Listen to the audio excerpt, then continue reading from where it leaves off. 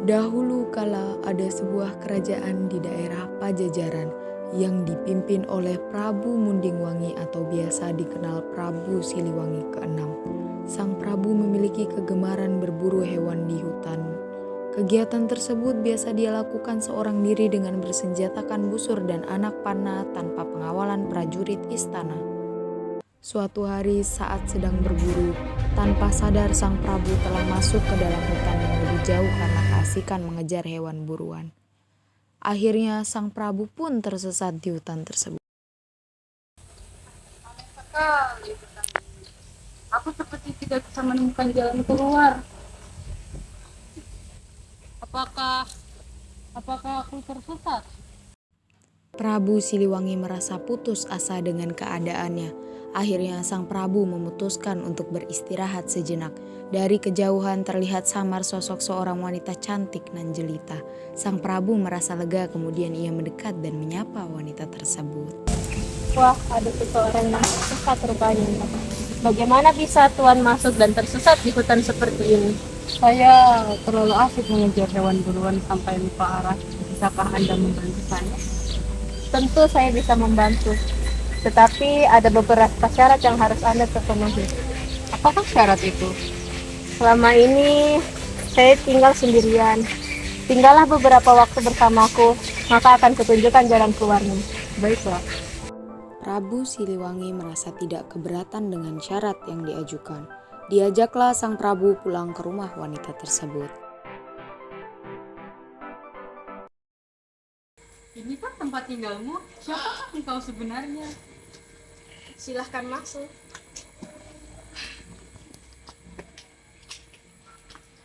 Berjalannya waktu, Prabu Siliwangi akhirnya jatuh cinta pada wanita itu dan memutuskan menikahinya. Tanpa disadari, sang Prabu telah tinggal terlalu lama di tempat itu. Dia merasa sudah saatnya ia kembali memimpin kerajaannya di Pajajaran. Istriku, aku merindukan kerajaanku. Bolehkah aku pulang? Baiklah, jagalah dirimu baik-baik. Kembalilah sesekali untuk menengokku. Akan kupanggilkan prajurit untuk mengantarmu pulang. Mari saya antar Tuan. Sesampainya di kerajaan, semua orang terkejut bercampur haru menyambut kedatangan Prabu Siliwangi.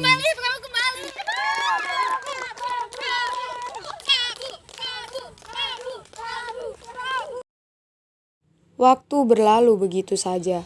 Prabu Siliwangi kini tengah disibukkan dengan pekerjaan yang menumpuk akibat kepergiannya. Ia pun melupakan istrinya yang tinggal di tengah hutan itu. Suatu malam ketika sang Prabu tengah tertidur pulas, dia samar mendengar suara tangisan bayi. Dia terbangun dan bergegas mencari asal suara tangisan tersebut.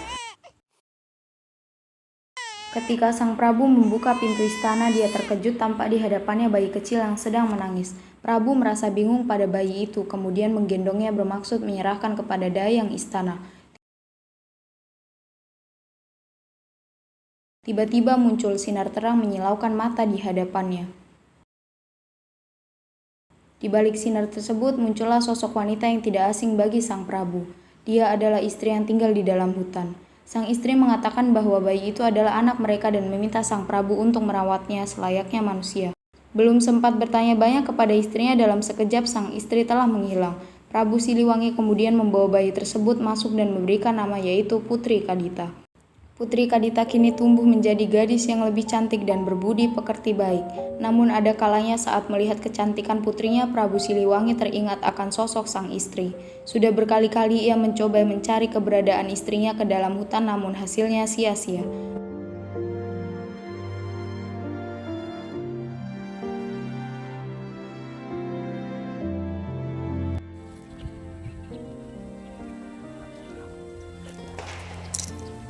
Putriku, ayah ingin meminta persetujuanmu. Bagaimana jika ayah menikah lagi agar mendapatkan calon putra untuk tahtatnya?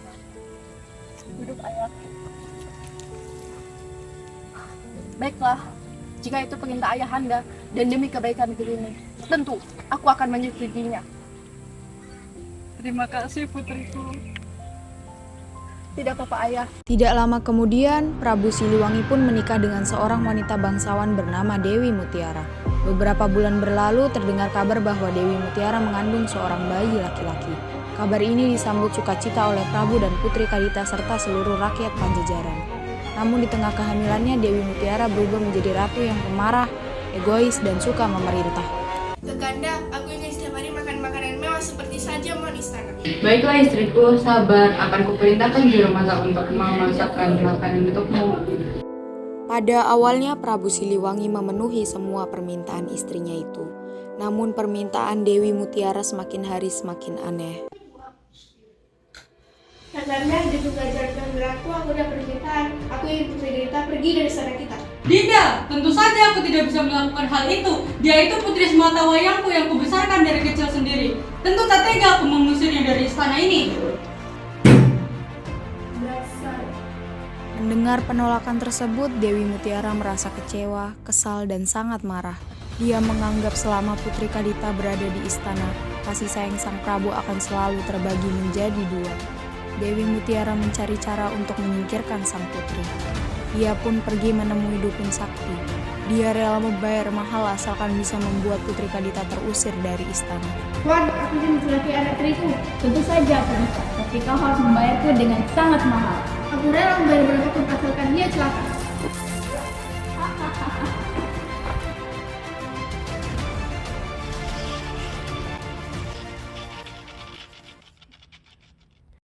Suatu malam sang Putri Kadita sedang tertidur. Muncul asap tebal berbau busuk menyelimuti tubuhnya. Namun anehnya sang putri tidak merasakannya. Pagi harinya seluruh tubuh Putri Kadita berubah menyeramkan. Sang putri terkejut dengan apa yang terjadi pada tubuhnya.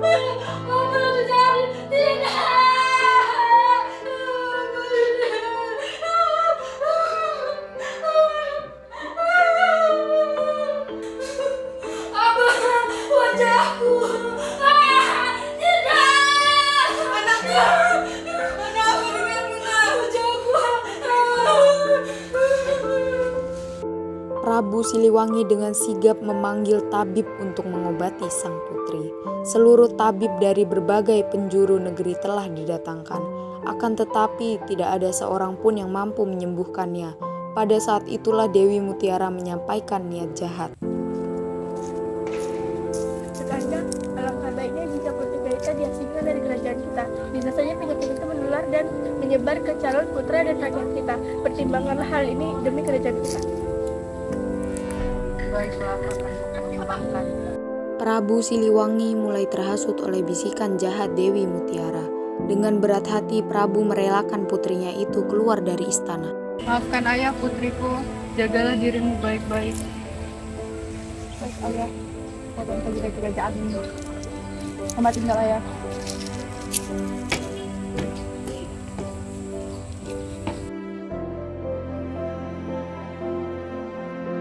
Akhirnya Putri Kadita meninggalkan istana kerajaan. Putri pergi menuju hutan untuk bertapa, dengan tujuan segera diberikan kesembuhan dari penyakit yang ia derita. Di tengah bertapanya, sang putri mendapatkan pesan dari seseorang. Pergilah ke pantai selatan. Pergilah ke pantai selatan. Aku adalah ibumu, wahai anakku. Kelak kau akan bertemu denganku. Sekarang pergilah terlebih dahulu ke pantai selatan. Putri Kadita yakin dengan pesan yang dia terima. Dia pun segera pergi ke pantai selatan. Berhari-hari dia berjalan menuju ke pantai selatan. Panas, hujan bukanlah penghalang bagi sang putri agar segera sampai di tempat yang dia tuju. Sesampainya di pantai selatan, Putri Kadita bingung dengan apa yang harus dia lakukan. Karena pesan dari sang ibu hanyalah menuntunnya untuk pergi ke tempat itu. Putri Kadita hanya diam tertegun melihat deburan ombak besar khas laut selatan. Masuklah ke dalam laut dan menyatulah dengan alam sekitarmu. Dengan penuh keyakinan akhirnya Putri Kadita segera melompat ke dalam laut. Seketika semua bintik di tubuhnya perlahan mulai menghilang. Tidak hanya itu, dia juga berubah menjadi gadis yang lebih cantik. Putri Kadita bersyukur dengan kesembuhannya dan berniat membalas kebaikan yang ia dapatkan. Maka Putri Kadita akhirnya memutuskan untuk tinggal di laut dan membangun istana serta mengumpulkan ribuan pasukan. Sejak saat itu Putri Kadita dikenal sebagai Nyi Roro Kidul. Amanat yang terkandung dalam cerita ini adalah kita sebagai manusia sebaiknya jangan mudah terprovokasi dengan perkataan orang lain. Jangan iri terhadap orang lain dan kita harus selalu menepati janji.